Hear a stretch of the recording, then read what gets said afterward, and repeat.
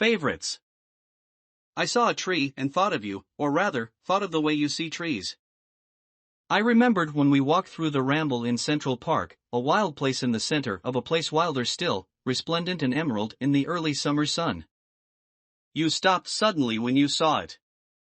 I remember how you cocked your head in appreciation, a tendril of hair escaped from behind your ear. You brushed it back with an unconscious hand. There it is, you said, with such earnest excitement that I couldn't help but feel I was missing something exceptional. I was, as it turns out. You stepped over the little metal fence and wandered into the thicket, leaving me to clamber after you, much as I'd always done. You stopped in front of a tree among many others, seemingly just the same. But it wasn't, not to you. Look at the way the branches duck and curl and reach around those of the other trees, you said to me. Or maybe it wasn't to me at all. The way they've grown in such seemingly random chaos in pursuit of the sun. You patted it approvingly and laughed a little when you saw I was standing behind you. What do you think? You'd brought me to see your favorite tree in Central Park, the type of thing I'd never even thought to have. You were always collecting favorites, or at least you did then, of strange little things. Your favorite brick on the facade of your old West 83rd Street apartment building, the one to the right of the door, covered in lichen. Your favorite letter of the alphabet, G, but only in lowercase, and only in Times New Roman. Your favorite aisle in the local drugstore, the one with the greeting cards. I looked at your tree, not really sure what I thought, having never thought much of a singular tree before. I made some dumb joke about seeing the forest from the trees. You shook your head and said, I think it should be the other way around. You were never one for the bigger picture, I never one for the details. You lived in the details, in the small things. You held them close and made them part of you. I wonder why that tree was your favorite. I've thought about that a lot recently. Did you see yourself in the knotted boughs, in the anarchic nest of twigs and leaves? Maybe you felt that you'd contorted yourself around others, twisting around the shade they cast, growing in strange ways in pursuit of the sun. Which was I, then, the shade or the sun? That day was perfect. I didn't know it at the time, but it was. Your hand in my hand, your laugh in my ears, the air fresh and green and full of promise.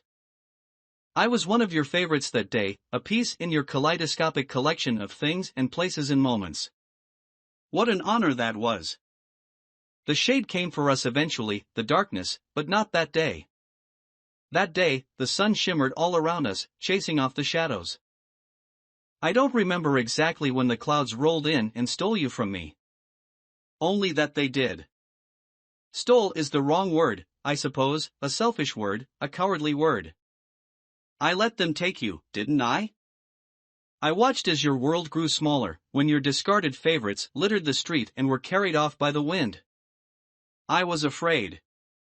Afraid you'd throw me away like the others, so I left. You're gone now. I'm sitting on a bench, your bench. Or is it mine, mine? I bought the little metal plaque and chose the words for you. A place to rest, a place to grow, bending always toward the sun. I made sure to include a G, lowercase, the font is Times New Roman. I think you would have liked it. I guess the bench is for me, really. The things we do in the name of others when they're gone are never really for them, are they? Strange the pieces we pluck from someone's life to define it once it's done. And you had so many pieces. I can't help but think the mosaic I've crafted is woefully incomplete. How many favorites did you have that you never thought to say aloud? How many have I just forgotten? What were the shadows you hid that made you a gnarled thing, twisted and contorted? I don't want to think about that, about those dark things that ushered you away, leaving the world empty and barren. You always liked Greek mythology, not in a pretentious way. You read Ovid on the subway. Okay, maybe it was a bit pretentious, but I liked it. You taught me about Persephone and then made me Demeter. Did I get that right? I've thought only of those dark things for a while, but I'm trying to push them aside. I'm trying to think of that day in the ramble where we did just that. God, your eyes were so bright, your smile so wide. I got sunburned, but not badly. It will turn into a tan, you said, with a dismissive wave of your hand, a gesture that seemed to hold all the wisdom in the world. It's hard to describe how light I felt in that moment as the sun flirted with the horizon and the grass felt cool between my bare toes. You cupped my reddening face and laughed. You kissed me. I would live in that moment if I could. I'd hold it in my mind and let it grow and grow until it consumed me forever, became my everything. But I can't. I should tell you, the tree I saw today is nothing like your favorite. It's not in the ramble surrounded by its kind, fighting below the canopy for discarded rays. It stands alone on a brown, frost-covered lawn. It's tall and straight and uncomplicated.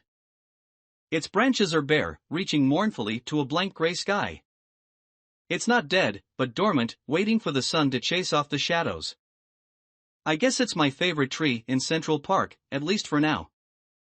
I've started my own collection, you see. It was hard, at first, for me to notice the details, the small things that make up the big things. I've made a practice of it, a ritual. It helps me be close to you, or at least it feels that way. My favorite chair in that coffee shop on Broadway, in the corner where the light filters through the colorful glass bottles on the windowsill and you can hear the scream of the milk steamer. My favorite street corner, bathed in the smell of garlic and butter from the Italian restaurant, where the old man plays the violin on his stoop. My favorite subway station, the one where the walls are decorated in colorful mosaics depicting places beautiful and far away. I wish I could show them to you. Maybe you noticed them when you were here. I'm sorry. I think you know.